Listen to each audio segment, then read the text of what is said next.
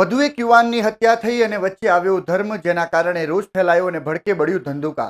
આપણા દેશમાં ધર્મના નામે હુમલાની માનસિકતા ક્યારે બદલાશે અને ક્યારે દૂર થશે સર તનથી જુદાવાળી લાઈનો જે કેટલાક કટ્ટરો દ્વારા શીખવવામાં આવે છે અને લોકોનું બ્રેન વોશ કરવામાં આવે છે.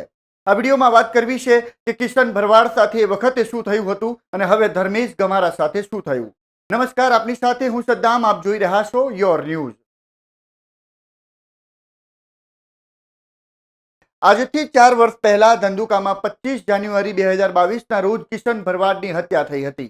બાઇક પર આવેલા 2 મુસ્લિમ યુવકોએ કિશન ભરવાડ પર ફાયરિંગ કરી મોતને ઘાટ ઉતારી દીધો હતો.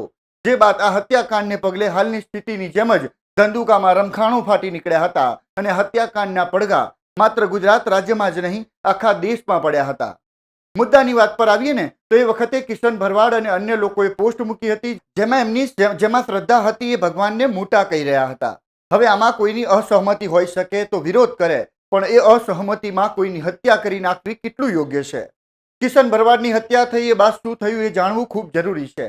આખા હત્યાકાંડની તપાસ એટીએસને સોંપવામાં આવી. જેમ પોલીસને જાણવા મળ્યું કે આ 2 યુવાનોના બ્રેન વોશ કરવામાં આવ્યા હતા, એમના સુધી હથિયારો પહોંચાડવામાં આવ્યા હતા. જે મામલે એટીએસે દિલ્હીથી એક મૌલાનાને પકડ્યા હતા.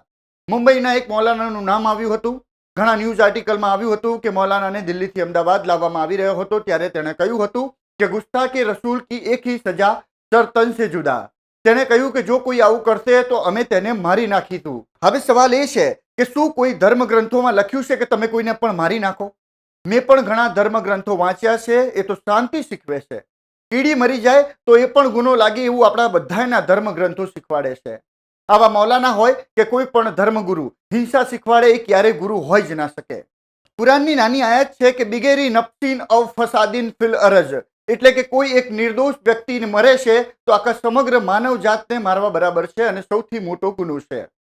ગીતામાં લખ્યું છે આત્મોપમ્યેન સર્વત્ર સમઃ પશ્યતિ યોડર્જુન સુખમ વા યદી વા દુઃખમ યોગી પરમો મતઃ, એટલે કે જે દરેકને પોતાની જેમ સમજે, બીજાના દુઃખને પોતાનું માને, એ જ સર્વોત્તમ મનુષ્ય છે. બાઇબલમાં પણ લખ્યું છે કે bless are the peace maker for they shall be called children of God. જે લોકો શાંતિ સ્થાપે છે તેઓ ભગવાનના સંતાન કહેવાશે. તો પછી આ ઝઘડો કોણ શીખવે છે, ધર્મ કે માણસ? 100% માણસ. એટલે કે એટીએસે પકડેલા આવા મૌલાના જેમના મગજમાં કટ્ટરતા ઘૂસેલી છે. કટ્ટરતા ધર્મની નહીં, કટ્ટરતા માણસાઈ અને માનવતા વિરુદ્ધની ભરેલી હોય છે. કારણ કે ધર્મ તો આ બધું આપણને શીખવાડતું જ નથી. સર સે જુદા કુરાન નથી શીખવતું અને ક્યાંય લખ્યું પણ નથી. એટલે એટલું જ કહેવા માંગુ છું કે આવા મૌલાના અને ધર્મગુરુથી દૂર રહેજો અને માણસાઈ, માનવતાને પ્રેમ કરજો. જય હિન્દ, જય ભારત, નમસ્કાર. ધર્મેશ ગમારા સાથે આખી ઘટના શું બની હતી આપ અમારી યુટ્યુબ ચેનલ પર જઈ બીજો વિડીયો જોઈ શકો છો.